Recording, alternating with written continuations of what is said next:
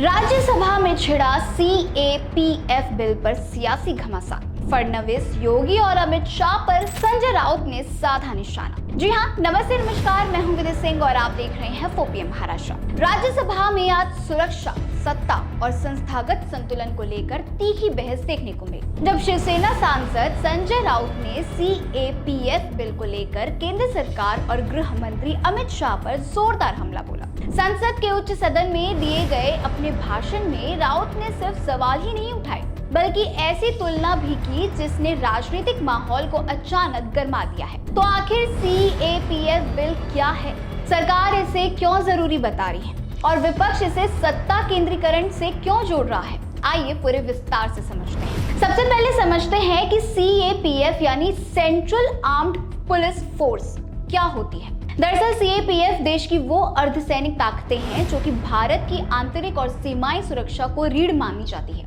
इनमें शामिल हैं BSF, CRPF, CISF, ITBP और SSB जैसे प्रमुख सुरक्षा बल। यही बल देश की सीमाओं की निगरानी करते हैं, संसद और एयरपोर्ट जैसे संवेदनशील स्थानों की सुरक्षा संभालते हैं और आंतरिक सुरक्षा से जुड़े बड़े ऑपरेशंस में अहम भूमिका निभाते हैं। यानी CAPF केवल एक प्रशासनिक ढांचा नहीं, बल्कि राष्ट्रीय सुरक्षा का महत्वपूर्ण स्तंभ है। अब विवाद की असली वजह समझते हैं। संजय राउत का आरोप है कि प्रस्तावित CAPF बिल के जरिए इन बलों को कमांडो स्ट्रक्चर में बड़ा बदलाव किया जा रहा है। उनका कहना है कि अभी तक बलों के भीतर लंबे अनुभव, करीब 16 साल की सेवा के बाद अधिकारी कमांडो जैसे अहम पदों पर पहुंचते हैं। लेकिन नए बदलावों से IPS अधिकारियों की भूमिका और नियंत्रण मजबूत होगा। राउत के मुताबिक इससे बलों के भीतर काम कर रहे अधिकारियों का मनोबल प्रभावित हो सकता है और पारंपरिक व्यवस्था कमजोर पड़ सकती है। राज्यसभा में बोलते हुए संजय राउत ने कहा कि अगर गृह मंत्रालय की शक्तियां लगातार केंद्रीकृत होती है तो यह एक संस्थागत संतुलन के लिए चुनौती बन सकता है। वहीं संजय राउत ने उदाहरण देते हुए अमित शाह पर निशाना साधते हुए कहा कि अमित शाह CBI, चुनाव आयोग, ED और BJP को इस तरह मैनेज कर लेते हैं जिसे कोई और मैनेज ही नहीं कर सकता।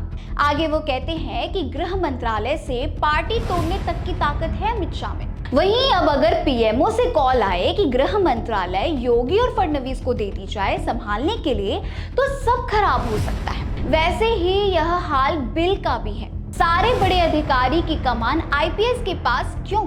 उनके इस बयान के बाद से सदन में माहौल काफी गर्मा गया है और सत्ता विपक्ष के बीच तीखी नोकझोंक देखने को मिली। हालांकि सरकार ने इन आरोपों को खारिज करते हुए बिल का मजबूत बचाव किया। सरकार का कहना है कि CAPF बिल का उद्देश्य किसी शक्ति को केंद्रीकरण नहीं, बल्कि बेहतर कोऑर्डिनेशन, स्ट्रेटेजिक एफिशिएंसी और नेशनल सिक्योरिटी को मजबूत करना है। सरकारी पक्ष के अनुसार बदलते सुरक्षा खतरों और आधुनिक चुनौतियों को देखते हुए कमांड सिस्टम में सुधार जरूरी है।